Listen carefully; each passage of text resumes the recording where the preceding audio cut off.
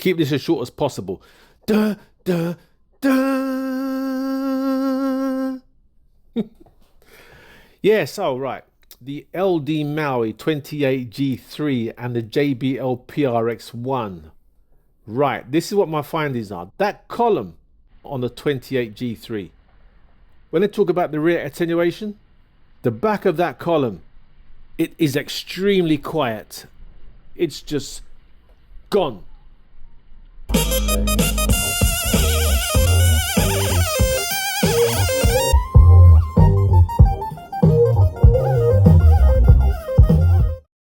So much more quieter than the PRX ONE's rear of the column. But look at the PRX ONE. I mean, this is a plastic column.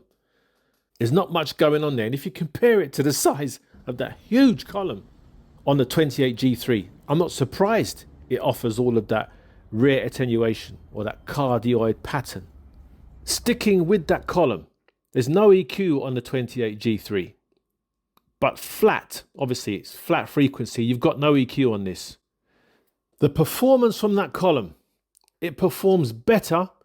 Things are much more clearer and cleaner on that column than on the PRX ONE's column. I kept the PRX ONE column flat. I didn't increase the treble or I didn't increase the mids. But flat, that is an extremely good performing column on the 28G3. Lower down, let's talk about the sub or the bass. I really don't know which one is heavier. I think the PRX ONE sub might be a little heavier, but when you pick them up, you could pick one up, give it a while, pick the other one up. You wouldn't know which one is heavier. It's very difficult to tell, but I think there is a little bit more weight towards the PRX ONE. But as I said, very difficult to tell. When it comes to the performance of those subs, the 28G3 is a bit light. It's very MIDI. And I think it's good enough. But I know some of you out there, you might want all that rumbly, really low bass. I remember when there was when I done a comparison with the Pro 16 and the Evolve 50. The Evolve 50's bass was definitely better, much more lower, much more rounded and rumbly compared to the Pro 16. The Pro 16's bass was punchy and just didn't creep down into those really low frequencies. The PRX ONE, if you like that little rumbly, fuller, heavier bass, the PRX ONE has that. The 28G3, the bass is a bit punchy. It doesn't go. If you listen to the 28G3 on its own, you'll be impressed and you say, oh yeah, that's a great sub. But it's only side by side that you listen to both of them and you see that the PRX ONE has got the better bass performance. It just goes lower, it's heavier, more weighty. And when you listen to the low frequencies on the 28G3, it's like they're on a bit of a diet. They're a bit leaner and they don't wallow down. They're tighter, if you like that kind of bass. That guy from the LD Systems Upload, bless him, with his providing bone-shaking bass. Come on. I must be doing something wrong because I can't get bone-shaking bass out of it. It's got plenty of bass. If you pull the main back, then you have plenty of bass. Keep your main down and bring your bass up. You'll be okay. That's a way around it. So there is hope.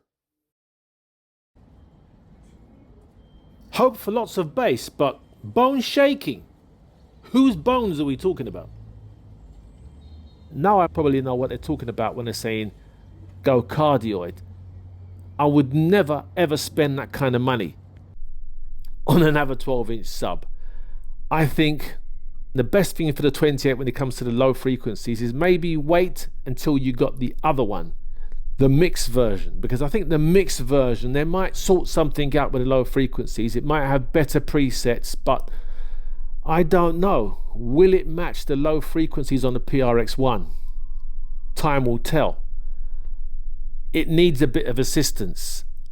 It's the kind of subwoofer that you think, even if you had EQ or presets, it still couldn't get down there. It still couldn't get low enough. I don't know what's missing, but I would never, as I said before, I would never ever go cardioid on this to bring more of that low frequency forward or to get more low end out of it. Definitely not worth it. It's a very expensive way to get more bass. And from another 12. We're not talking a 15 here. Another 12. Nah. I don't buy it. At its price, I just wonder what the mixed version is going to be like. How much extra will it be? 500 more? Hopefully, I think if they can fix the low end on it, I'm surprised because this is an all wood subwoofer. And you think of something like the I know it's all down to tuning, but the PRX ONE sub, it's all plastic. But definitely, if you like your low frequencies, the PRX ONE is the one. And if you like your nice, clean mids and highs striking at you, clear and clean, the 28G3 has got the column you want. That column is impressive in every way. The 28G3 stands a little taller than the PRX ONE. The column is definitely heavier. That is one solid column. I have to do a separate upload on that column. Maxed out, I don't know which one is louder. I don't really care which one is louder. This is how they perform. Highs on one, lows on the other. That's it really. More to come.